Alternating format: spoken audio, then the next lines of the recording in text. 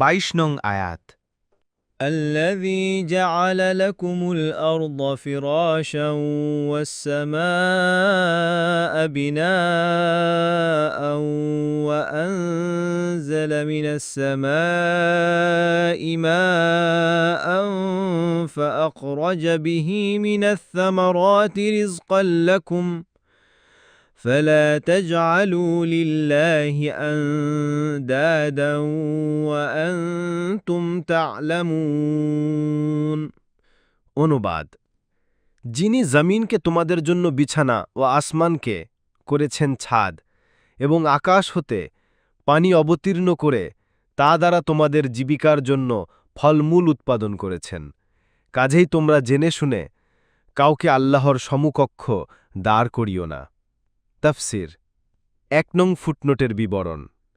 আয়াতে উল্লেখিত আন্দাজ শব্দটি নিদ এর বহুবচন, যার অর্থ সমকক্ষ স্থির করা। এখানে আল্লাহর সমকক্ষ স্থির করা থেকে নিষেধ করা হয়েছে। এ সমকক্ষ স্থির করাটাই শিরক, আর শিরক হচ্ছে সবচেয়ে বড় গুনাহ। আব্দুল্লাহ ইবনে মাসউদ থেকে বর্ণিত, রাসূল সাল্লাল্লাহু আলাইহি ওয়াসাল্লামকে জিজ্ঞাসা করা হলো, আল্লাহর নিকট সবচেয়ে বড় গুনাহ কোনটি? তিনি বললেন, আল্লাহর সাথে কাউকে শরিক করা, অথচ তিনি সৃষ্টি করেছেন। বুখারী শরীফ। শিরকের প্রকারভেদ। শিরক 2 প্রকার, যথা বড় শিরক ও ছোট শিরক।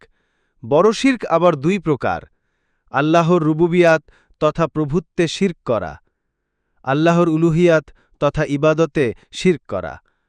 আল্লাহর রুবুবিয়াত বা প্রভুত্ব শিরক 2 ভাবে হয়ে থাকে। 1. জগতের রব বা পালনকর্তা আল্লাহর অস্তিত্বকে স্বীকার না করা, যেমন কমিউনিস্ট, নাস্তিক, মুলহিদ ইত্যাদি সম্প্রদায়। আল্লাহর নাম, গুণ ও কর্মকাণ্ডকে স্বীকার না করা, যেমন ইসমাইলি সম্প্রদায়, বাহাই সম্প্রদায়, বোহরা সম্প্রদায়, জাহমিয়া ও মোতাজিলা সম্প্রদায়।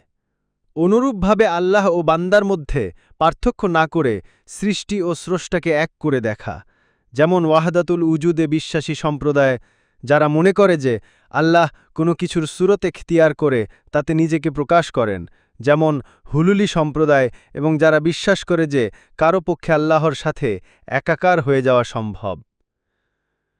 2. জগতের রব বা পালনকর্তা আল্লাহর সত্তা, নাম, গুণাবলী ও তার কর্মকাণ্ডে কোনো সমকক্ষ নির্ধারণ করা। ক. আল্লাহর সত্তার সমকক্ষ কোনো সত্তা নির্ধারণ করার মতো কোনো শিরক বনি আদমের মধ্যে বিরল। এই ধরনের দাবি প্রথম নমরুদ করেছিল, কিন্তু ইব্রাহিম আলাইহিসসালামের সাথে বিতর্কে সে তার দাবির সপক্ষে যুক্তি দেখাতে ব্যর্থ হয়ে হেরে গিয়েছিল। অনুরূপভাবে ফিরাউনও প্রকাশ্যে এই ধরনের দাবি করেছিল। আল্লাহ তাকে সপরিবারে দলবলসহ ধ্বংস করে তার দাবির অসারতা দেখিয়ে দিয়েছিলেন। খ. আল্লাহর নামসমূহের কোনো নাম অন্য কারো জন্য সাব্যস্ত করার মতো শিরক বিভিন্ন জাতিতে বিদ্যমান। যারাই তাদের উপাস্যদেরকে আল্লাহর নামের মতো নাম দেয়, তারাই এ ধরনের শিরকে লিপ্ত। যেমন হিন্দুগণ তাদের বিভিন্ন অবতারকে আল্লাহর নামের মতো নাম দিয়ে থাকে। অনুরূপভাবে কোনো বাতিনি গ্রুপের লোকেরা, যেমন দ্রুজ সম্প্রদায়, নুসাইরি সম্প্রদায়, আগাখানি ইসমাইলি সম্প্রদায়, তাদের ইমামদেরকে আল্লাহর নামে অভিহিত করে। গ. আল্লাহর গুণ ও কর্মকাণ্ডকে অন্য কারো জন্য সাব্যস্ত করা।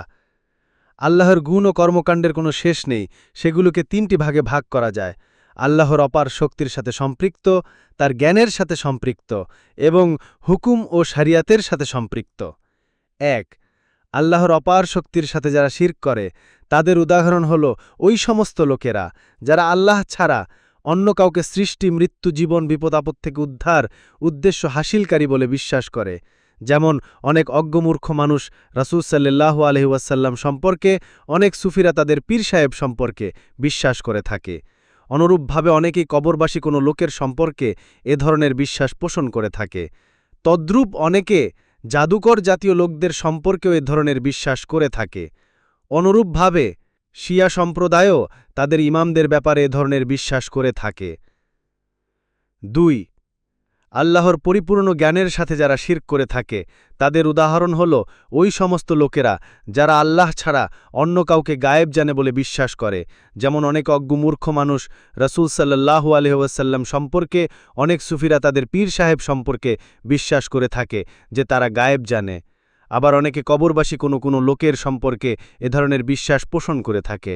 তদ্রূপ অনেকে গণক, জ্যোতিষী, জিন, প্রেতাত্মা ইত্যাদিতে বিশ্বাস করে যে তারাও গায়েব জানে।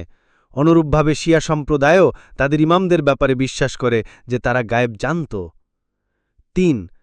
আল্লাহর শরিয়াত ও হুকুমের সাথে যারা শিরক করে থাকে তাদের উদাহরণ হল ওই সমস্ত লোকেরা যারা আল্লাহর মতো শরিয়াত প্রবর্তনের অধিকার তাদের আলেম ও শাসকদেরকে দিয়ে থাকে, যেমন ওই সমস্ত জাতি যারা সরকার বা পার্লামেন্টকে আল্লাহর আইন বিরোধী আইন রচনার অনুমতি দিয়েছে। অনুরূপভাবে যারা আল্লাহর আইন পরিবর্তন করে তদস্থলে অন্য আইনে বিচার করা শ্রেয় বা জায়েজ বা আল্লাহর আইন ও অন্যান্য আইন সমমানের মনে করে থাকে। শিরকের এ সমস্ত প্রকার আল্লাহর রুবুবিয়াত তথা প্রভুত্বের সাথে সম্পৃক্ত। আল্লাহর ইবাদতে শিরক। আল্লাহর ইবাদতে শিরক বলতে বোঝায় আল্লাহ যা কিছু ভালোবাসেন, সন্তুষ্ট হন, বান্দার এমন সব কথা ও কাজ আল্লাহ ছাড়া অন্য কারো জন্য করা। যেমন আল্লাহ তার কাছে দোয়া করতে ভালোবাসেন, তার কাছে সাহায্য চাওয়া ভালোবাসেন, তার কাছে উদ্ধার কামনা ভালোবাসেন, তার কাছে পরিপূর্ণ বিনয়ী হওয়া ভালোবাসেন, তার জন্যই সিজদা, রুকু, সালাত, জবেহ, মানদ ইত্যাদি ভালোবাসেন। এর কোনো কিছু যদি কেউ আল্লাহ ছাড়া অন্য কারো উদ্দেশ্যে করে তবে তা হবে আল্লাহর ইবাদতে শিরক। অনুরূপভাবে কেউ আল্লাহ ছাড়াও অন্য কাউকে আল্লাহর মতো ভালোবাসলে, অন্য কারো কাছে পরিপূর্ণ আশা করলে, অন্য কাউকে গোপন ভয় করলেও তাও শিরক হিসাবে গণ্য হবে। যেহেতু বান্দার ইবাদতগুলো বিশ্বাস, কথা ও কাজের মধ্য দিয়ে সংগঠিত হয়ে থাকে, সে হিসাবে ইবাদতের মধ্যেও এ ৩ ধরনের শিরক পাওয়া যায়। অর্থাৎ কখনো কখনো ইবাদত হয় মনের ইচ্ছার মাধ্যমে, আন্তরিক আনুগত্যের মাধ্যমে, আবার কখনো কখনো তা সংগঠিত হয় বাহ্যিক কর্মকাণ্ডের মাধ্যমে, আবার কখনো কখনো তা সংগঠিত হয় কথাবার্তার মাধ্যমে। দ্বিতীয় প্রকারের শিরক হল ছোট শিরক, কিন্তু তাও কবিরা গুনাহ হতে মারাত্মক। ছোট শিরকের উদাহরণ হল এ প্রকার বলা যে কুকুর না ডাকলে চোর আসত, আপনি ও আল্লাহ যা চান, আল্লাহ ছাড়া অন্য কারো নামে শপথ করা, সামান্য লোক দেখানোর জন্য কোনো কাজ করা ইত্যাদি। ইবনুল কাইয়্যিম আল জাওয়াবুল কাফি লিমান সাআলা আনিদ দাওয়াইশ শাফি, শাইখ মোহাম্মদ ইবনে সুলাইমান আত-তামিমি আল ওয়াজিবুল মুতাহাত্তিমাতিল মারিফা আশ-শিরকু ফিল কাদিম ওয়াল হাদিদ গ্রন্থ থেকে সংক্ষেপ্ত।